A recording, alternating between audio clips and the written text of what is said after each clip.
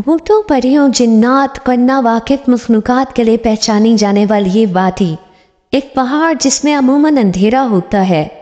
चांद सूरज की रोशनी वहां कभी नहीं पहुंचती। वो वादी जिसमें आज तक कोई नहीं पहुंच सका। ये वादी जिन्हों की सरजमीन हो सकती है या नामालूम क्या। इस वादी का नाम है कोहे काफ।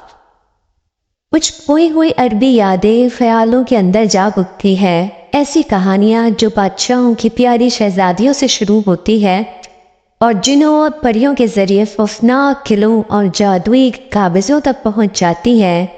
ऐसी कहानी का मरकज आम है कि फला मुल्क के ताकतवर बादशाह की एक खूबसूरत और नाजुक शहजादी को फना की मदद से अगवा कर लिया गया और वो इसे कोहे काफ की एक वादी में एक तारीक महल में ले गया और कैद कर दिया।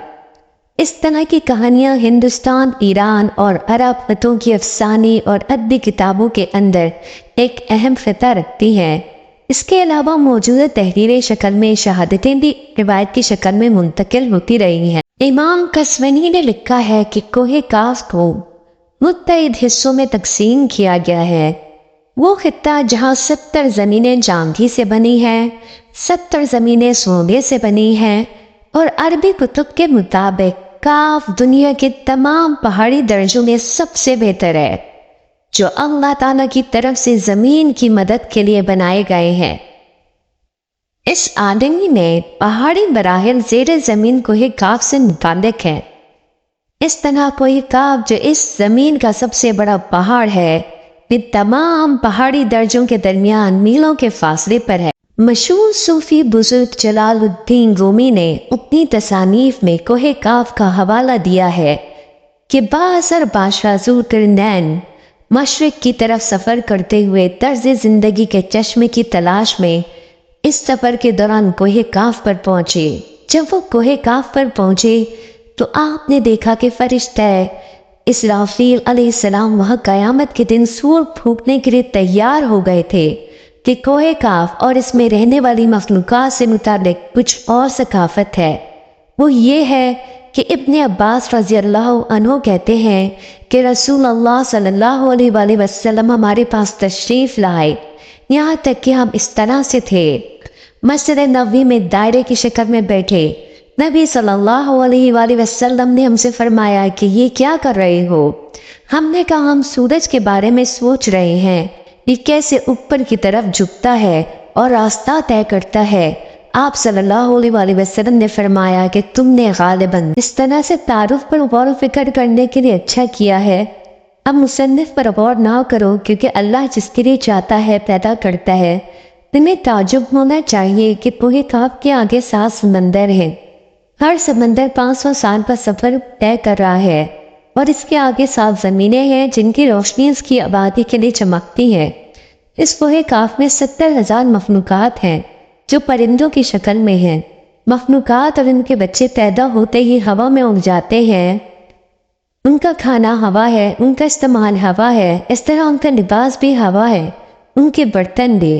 उन्हें यह एहसास नहीं कि अल्लाह ने हज़रत आदम अलैहिस्सलाम को पैदा किया है और ना वो इब्लीस को पहचानते हैं और ना ही वो इब्लीस की औलाद को समझते हैं कि अल्लाह ने को सेक्टर के गिर्द बनाया है। यहाँ पहुँचने के लिए 4 माह की तारीकी से गुजरना पड़ता है।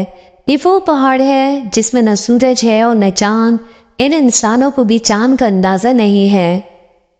जो रोशनी तक पहुँचती है वो कोहे काफ का हल्का फुल्का अक्स है और वहाँ के लोग जड़ी बूटियाँ खाते हैं और इनके जिस्मों पर कपड़े नहीं होते। साहबा ने अर्ज़ किया, या रसूलल्लाह सल्लल्लाहु अलैहि वसल्लम, क्या ये इंसान फरिश्ते हैं? आप सल्लल्लाहु अलैहि वसल्लम ने फरमाया कि नहीं, ये फरिश्ते नहीं हैं, लेकिन अल्लाह के लिए इनकी इताअत फरिश्ते की तरह है।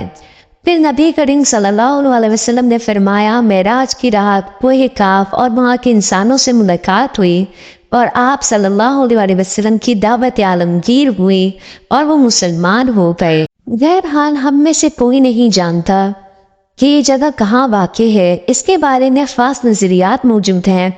ज़्यादा से ज़्यादा मौरख़ीन इस बात पर मुत्तफ़िक़ हैं कि अरबी अफ़सानों का काफ मुख़लिसाना तौर पर एक पहाड़ी सिलसिला है जिसे असरी रोज़ का कफ़कास कहा जाता है। ये जगह यूरोपीय रूस में बहरिया अस्वद और बहरिया कैस्पियन के दरमियान है, जिसमें आर्मेनिया, अज़रबैजान, दागिस्तान, रूस, पचिंचाई जैसे ममालिक शामिल हैं।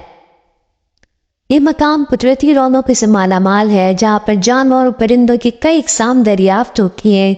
झीलों, आबशारों और छोटे छोटे चश्मों को देखने के बाद ऐसा लगता है जैसे जन्नत बिल्कुल नीचे आ गई हो। ज़मीन पर यहाँ इंसानी आबादी बहुत कम है। ये पहाड़ी सिलसिला एशिया को यूरोप से अलग करता है, और बास का मानना ये है कि ये जगह एटलांटिस के कदीम शहर को एक कुएं का नाम है, जो चंद बेहतरीन सजाओं की वजह से तबाह हो गया है। और बास लोगों का मानना है कि यह अंटार्कटिका के वीरान और बर्फीले पहाड़ों के दरमियान मौजूद है। अब इसको अल्लाह ही बेहतर जानते हैं कि ये इसी दुनिया में है या किसी और सैयारे में है, और किसी और सैयारे में एक नई दुनिया आबाद है। ये गैब की बातें हैं जो इंसान के समझ से बाहर हैं। बहरहाल जो इन्फॉर्मेशन मेरे पास थी मैंने आपसे शेयर की इस वीडियो में।